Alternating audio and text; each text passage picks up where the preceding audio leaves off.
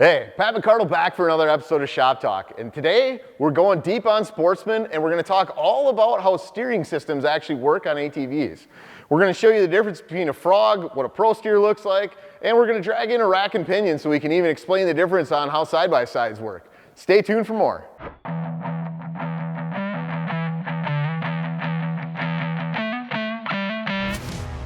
All right, so diving in, we're going to start with this entry model, the Sportsman 450 HO. And this has got kind of classic ATV steering on it. So you got a set of handlebars connected to a steering post with a frog at the bottom going out tie rods to the wheels. This is what I like to call steering by Armstrong. So when you're rolling, you better have some decent upper body strength if you're going to wheel this thing all day. It does wear you out over time, but you know, if you're just cruising around doing a little bit of stuff, it's just fine. And if you've never had power steering, you know, frankly, you probably don't know any better. But overall, you know, a very capable machine. It's kind of the most basic steering system we have. And all ATVs are set up so that they actually have steering stops because unlike a steering wheel, this thing can't keep going around multiple times. So that frog-based steering works really good because it kind of keeps the angle of the wheels, you know, aligned to the handlebars pretty nicely. So it's really intuitive to use. The more I turn the bars, the more the wheels turn. And if I'm, you know, pointed straight ahead, my handlebars are basically, you know, perpendicular to the front end of the machine. So it's really easy to know what direction are my wheels pointed based on where my handlebar position is. You can actually see the steering post coming down here. No power steering unit on this model. Connects to these steering frogs, again, with the tie rods coming out, connecting to the wheels.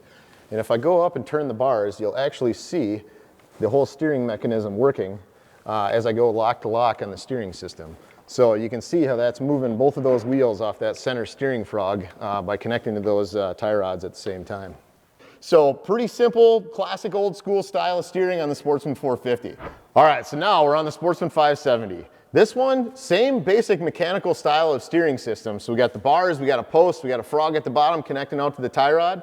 But the beauty is on the steering post between the handlebars and that steering frog, we've actually got an electronic power steering unit. So as I key this thing on and I steer this, it is way easier. And the beauty you're gonna find with that steering assist is twofold. Number one, it's gonna give you a lot less upper body and shoulder fatigue throughout the day. So you're gonna feel more refreshed at the end of a long day of riding. The other cool thing is that it's actually got an anti-kickback system. So if you're going down the trail and you get one wheel that maybe hits a small obstacle where it's gonna tend to shove the steering back the other direction a little bit, it'll actually deaden that blow for you. So instead of sending all the force up into the handlebars where you have to react to it, the power steering will actually lighten that load for you. So it's got an anti-kickback feature built into the power steering that makes it really nice, especially if you're on rougher, you know, maybe rockier or more debris-ridden terrain. So again, as we look down at this system, you see coming off the steering post, there's this giant aluminum box here that's got a motor built in, a controller, an input and an output shaft. The input and output shaft aren't actually directly coupled. There's a little torsion link between them. So as you start steering the input shaft side, it's gonna twist up a little bit and then drive the output to try and always match the input. So when you look, it looks like the shaft goes all the way through, but it's actually three pieces between an input, an output, and a torsion link between them. So we can actually measure how much torque and how fast you're steering and what the angle is, and be able to adjust that assist right inside this power steering unit. So it's a really slick feature. It makes it really nice for not getting fatigue on a long day of riding. All right, so I've jumped over the XP1000S, and by far the three ATVs in the shop, this one does have the best steering system on it, pretty much bar none. So the cool thing is this has actually got our Pro Steer package on it, and what that actually does is instead of having a post that goes down to the middle, this one actually goes down to the left side, or what you'd think of as maybe the driver's side. From there, that actually goes to the tie rod that controls that left wheel, but instead of being a direct connection to the other side, there's actually a drag link bar that goes to another frog to adjust the right side wheel.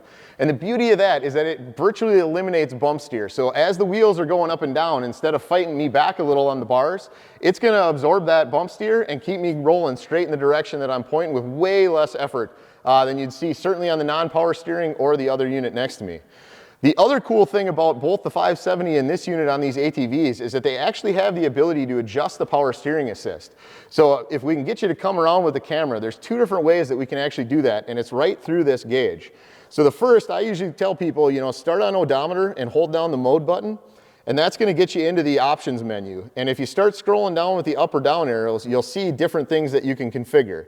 You know, you got units, you got clock settings, your backlight color, level, You know, eventually you'll get to one that says EPS. If you tap the mode button, it'll start flashing the value you're in, and you can go up and down to get from low, medium, high. And when you want to set it, tap that mode button, get yourself back to the exit screen, and you're back to where you started at the new level of assist.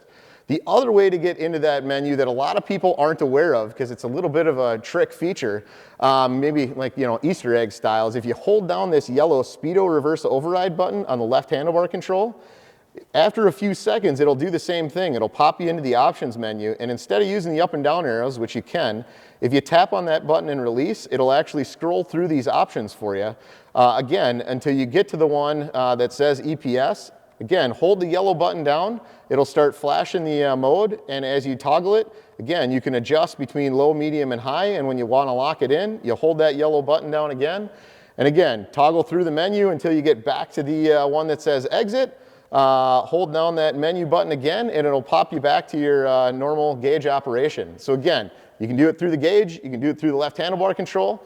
All right, so we got a steering post coming down to this power steering unit here. You can see that directly couples on the output splines of the steering frog that actually connects to the tie rod coming out to this close wheel. Then you can see there's a drag link here that actually shuttles over to the other side to the other frog that connects to the tie rod going to the other wheel.